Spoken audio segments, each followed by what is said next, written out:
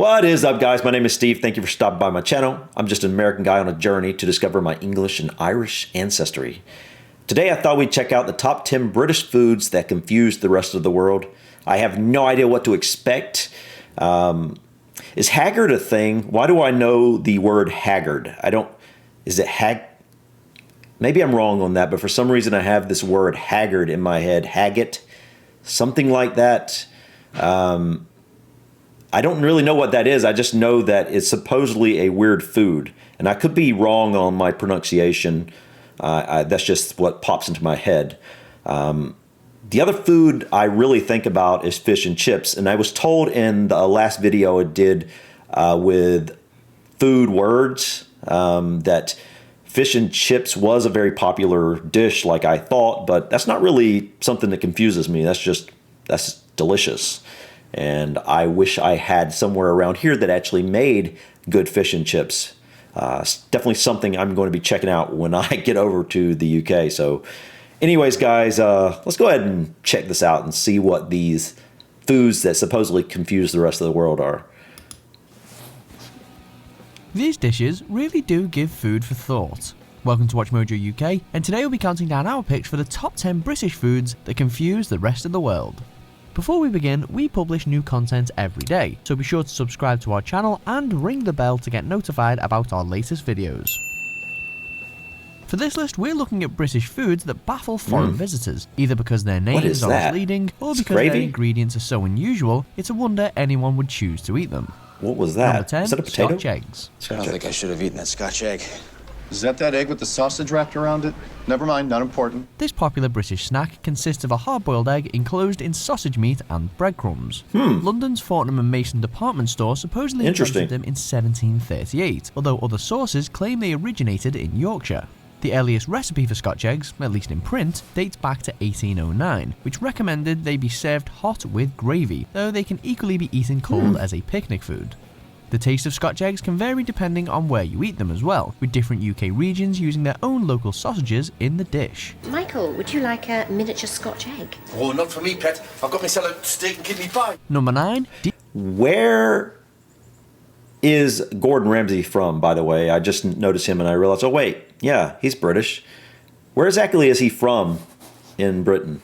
I've never heard of a Scotch egg, but I bet it's pretty delicious. I mean, who doesn't like eggs and sausage for breakfast and combine them together? That seems like be pretty good. Although, to be fair, I've never actually had a hard-boiled egg. Yeah, I know, that's kind of weird. I eat eggs, usually fried egg, sunny side up, something like that. Scrambled some. Scrambled's not my favorite. That's my wife's favorite.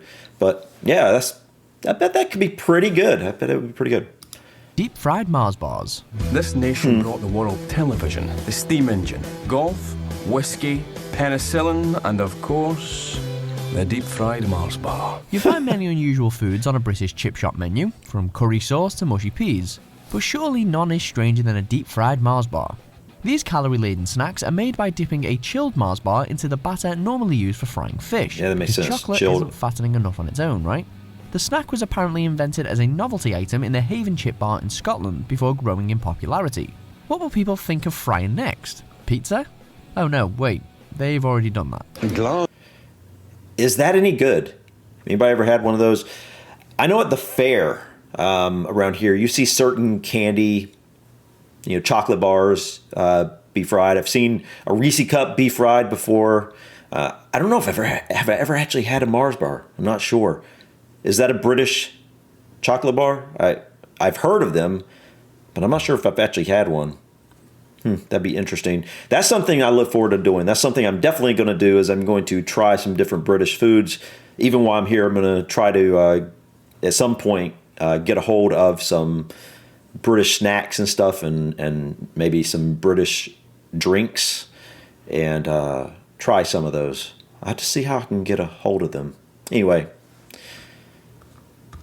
Sounds good. Perhaps the least healthy food ever sold is the deep-fried pork sausage kebab. Number 8, black pudding. It might have pudding in the name, but most people would be disappointed if they got served this for Is dessert. that blood? This sausage is typically made from a mixture of congealed pig's blood, lard, and oatmeal, and is usually eaten fried on toast or as part of a full English breakfast. Did they say? Hold on, lard. Hold on.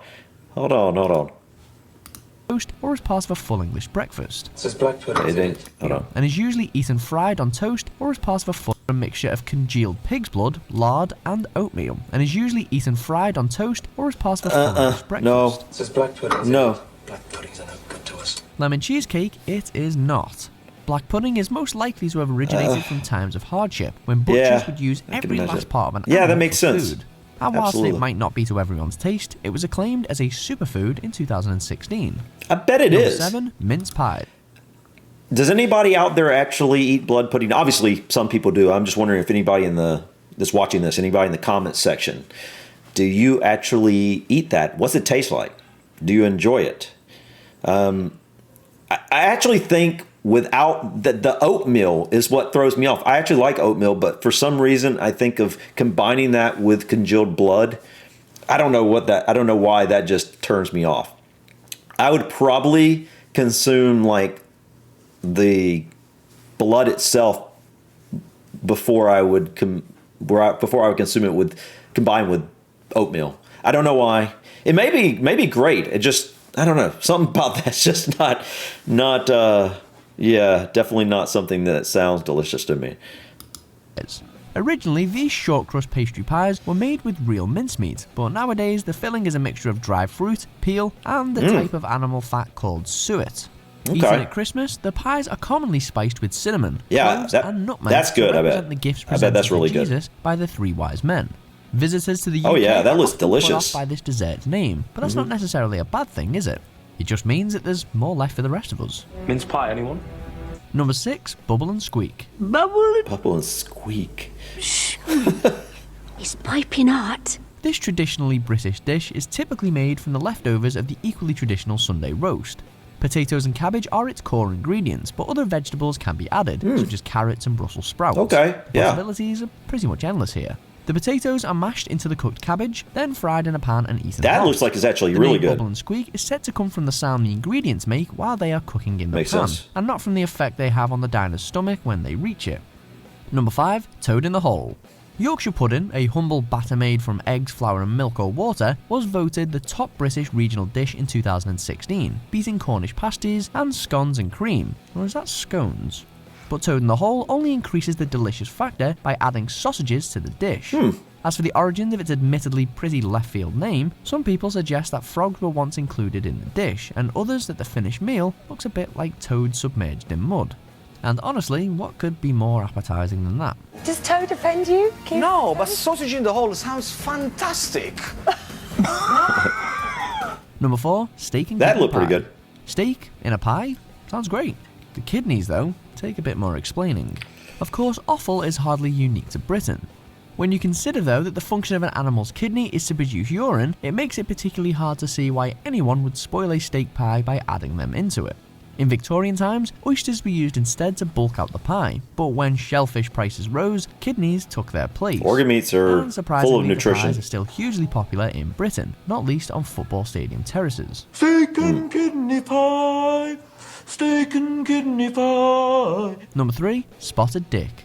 Britain has more than its fair share of unusual desserts, with bread and butter pudding providing a particularly perfect example. But nothing raises eyebrows quite like the sweet suet pudding known as spotted dick. The spotted part of the name comes from the dried fruit added to the dish, but the dick part is more of a mystery, and it is hard to think of a more off-putting name for an after-dinner treat. Owing to this, in 2018, the dessert was reportedly renamed Spotted Richard in the Houses of Commons restaurant to spare diners' blushes. All right. Looks nothing like my spotted dick. Number 2, haggis. The national dish of Scotland, this savoury pudding Haggis. That's what that I was like. Haggard. I couldn't think of like haggis. Okay, I've heard of that. I just have no clue what it is. is made from the minced heart, liver and lungs of a sheep, together with oatmeal and suet. It used to be boiled in the sheep's own stomach, but nowadays it is usually cooked in an artificial casing instead. It may look like something created for a dare, yet fans of the dish compare its taste to peppery meatloaf. Well, I mean, it's just organ meat. I mean, the one organ I absolutely would not eat, and that's like the intestines. I just can't do that, and I think that's why that would originally turn me off if they actually cooked it in the stomach too. Cook it in the stomach If it's cooked in a separate bag, I could probably do it. It definitely wouldn't be my go-to. I could give it a go, but definitely wouldn't be my go-to. Americans in particular seem confused by this food. I'm not really confused by it. Suggesting a third of Scotland's US visitors thought haggis was a kind of animal. No. I think that people in America tend to shy away from organ meats. I want to consume more organ meats because they're the most nutritious part of the animal. I mean, yeah. So what else is there to say about that? I used to love this character, by the way, on The Simpsons. I haven't watched The Simpsons in forever, but yeah, this used to be one of my favorite characters. Oh no, go easy on the wee one. His father's gonna go crazy and chop them all into haggis. What's haggis? Boy, you read my thoughts. Number 1, beans on toast. This classic dish is arguably the nation's favourite, with Brits getting through a staggering 2 million tins of beans every single day. Baked beans. Baked beans are also often eaten as part of a fry-up. I do like baked on beans. jacket potatoes. Never had them on In the hearts toast. of the great British public, nothing beats simply adding them to toast. Or, if you're feeling particularly adventurous, you could always grate a little cheese on top. Considering the meal's simplicity, it's fair to say that most non-Brits struggle to understand the reason for its immeasurable popularity. Do you agree with our picks? Check out these other great clips. Do I agree with that these were 10 British foods that confused the rest of the world? Some of them. The black pudding, I can definitely see. I forgot what you called it. What is that called? How did I forget already what that's called? All of it says today. It's not showing me where was that at? I don't know where was that at, but the haggis, spotted dick. That's an interesting name. But overall, I thought most of that food looked delicious, and I'm getting hungry. I still haven't ate breakfast today. I need to go eat. But guys, I thought your foods look pretty delicious. Some of them are confusing. The blood pudding, I will never get that word down. Haggis? I guess that's it. That if it's cooked in the stomach or the intestines, that's I don't know. But beans on toast, I mean, I can see it. I mean, I'm one that if you like one food and you like the other, you can combine it together. Usually it comes together pretty well. So one thing I notice, and maybe this is just from what I've seen so far, but it seems like, is it true that in Britain, the British people are enjoy kind of pastry type foods, like both for meat and desserts? Because it seems like there's a lot of type like meat pies and or even like beans on toast. Toast isn't really a pastry, but it's kind of a bread. It's a bread. So I'm just curious: is combining things with bread and pastries a lot? Is that something that's kind of a big thing over there? But otherwise, guys, like I said, I thought the foods were delicious. Half of them I could see being a little confusing, but the other half are like, no, I get it. Maybe I do think I eat a little differently from a lot of my American counterparts. I'm willing to experiment a little bit more than I think a lot of people are with food. But some things, like if something is cooked in an intestine or a stomach, that's one place I don't think I could do. I could do the other ingredients within a bag itself, though. I could do that, but just not the intestine, stomach. That's the thing that's off for me. I can't, and I probably would never eat brain.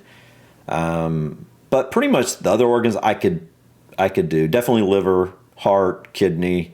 But yeah. Anyways, guys, I think that's enough of me rambling. I thought, yeah, I'm getting hungry now. So anyways, guys, thank you so much for watching this video. If you enjoyed it, please hit that like button. Also, feel free to leave your comments and let me know, are these foods pretty popular, or are they rare in your family? Do you eat these foods? And also, if you would please hit that subscribe button to follow me on my journey to continue exploring the UK and eventually getting around to exploring some of Ireland as well. Thank you so much, guys. Until next time, peace.